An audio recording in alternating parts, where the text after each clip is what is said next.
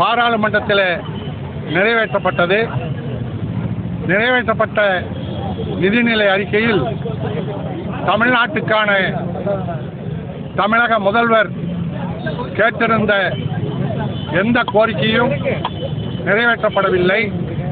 தமிழ்நாட்டு மக்கள் பேரிடரில் கடுமையாக பாதிக்கப்பட்ட போது நேரில் பார்த்த நிதியமைச்சர் நிர்மலா சீதாராமன் பல வாக்குறுதிகள் அளித்தார். ஆனால் நிதிநிலை அறிக்கையில் நிவாரண நிதி எதுவுமே அறிவிக்கப்படவில்லை.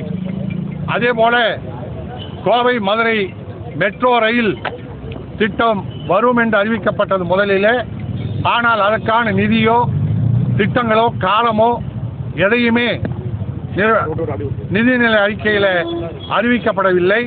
அதுபோல ரயில்வே திட்டங்கள் எதுவுமே பல்வேறு கோரிக்கைகள் தொடர்ந்து கோரிக்கைகள் வைத்துக் கொண்டிருக்கின்றோம். ரயில்வே துறையில் ரயில்வே சம்பந்தமாக எந்த விதமான திட்டமோ எதுவும் அறிவிக்கப்படவில்லை. இப்படி தமிழ்நாட்டு மக்களை முழுமையாக அந்த நிதிநிலை அறிக்கையில் ஆந்திராவுக்கும் பீகாருக்கும் பல லட்சம் கோடியை ஒதுக்கிய மோடி அரசு தமிழ்நாட்டு மக்களுக்கு எந்த விதத்திலும் எந்த நிதியையும் ஒதுக்கவில்லை. தமிழ்நாட்டை மட்டுமல்ல, தொடர்ந்து ஒவ்வொரு நிதி அறிக்கையிலும் நிதியமைச்சர் கடந்த நிதி அறிக்கைகள் எல்லாம் திருக்குறளை மேற்கோள் காட்டினார்கள், தமிழிலே பேசினார். ஆனால் இந்த நிதிநிலை அறிக்கையில் திருக்குறளையும் புறக்கணித்து திருவள்ளுவரையும் புறக்கணித்து இன்றைக்கு அந்த நிதிநிலை அறிக்கை நிறைவேற்றப்பட்டிருக்கின்றது. இப்படி தமிழ்நாட்டு மக்கள் முழுமையாக பிஜேபி ஆட்சியில் ஒதுக்கப்பட்டிருக்கின்றார்கள். அவர்களுக்கு வாக்கு அளிக்கவில்லை என்ற ஒரே காரணத்துக்காக தமிழ்நாட்டு மக்கள் புறக்கணிக்கப்பட்டிருக்கின்றார்கள்.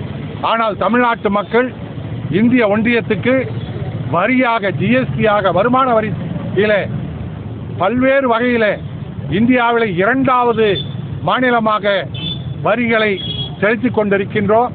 ஆனால் வரி செலுத்துகிற மக்களுக்கு பிஜேபி மோடி அரசு மாற்றாந்தாய் மனப்பான்மையோடு நடந்து கொண்டிருக்கின்றது.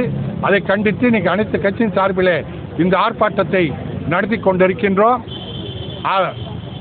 அந்த ஆர்ப்பாட்டம் தொடர்ந்து நடைபெறுகிறது. இப்போ இந்திய இறையாண்மைக்கு எதிராக இந்த மாதிரியான ஆர்ப்பாட்டம் இருக்கிறதா? இந்திய இறையாண்மை என்பது மக்களுக்காகவா வெறும் சட்டத்துக்காகவா? இறையாண்மைக்குள்ளே மக்கள் தான் இருக்காங்க. மக்களுக்கு மக்களே இல்லாத போது அந்த இறையாண்மை நமக்கு எதுக்கு? நம்மை மதிக்காத அரசு, நாம் மதிக்காத ஒன்றிய அரசு, நாம் எந்த திட்டத்தையும் மக்களுக்கு தமிழ்நாட்டு மக்கள் கொண்டு வராத மத்திய அரசு, அவர்களே தமிழ்நாடு வேண்டாம் என்று ஒதுக்குகின்ற போது நாம் இறையாண்மையை பற்றி கவலைப்பட வேண்டிய அவசியம் இல்லை. அதே போல ஆந்திரா பீகாருக்கு மட்டும் சிறப்பு நிதி ஒதுக்கியிருக்காங்க, தமிழ்நாட்டுக்கு எதுவுமே பண்ணல. நிச்சயமாக அடுத்த அனைத்து கட்சிகளும் திட்டமிட்டு இங்கு எந்த மத்திய அமைச்சர்கள் வந்தாலும் அவர்களுக்கு கருப்பு கொடியை காட்டுவோம். ஓகே.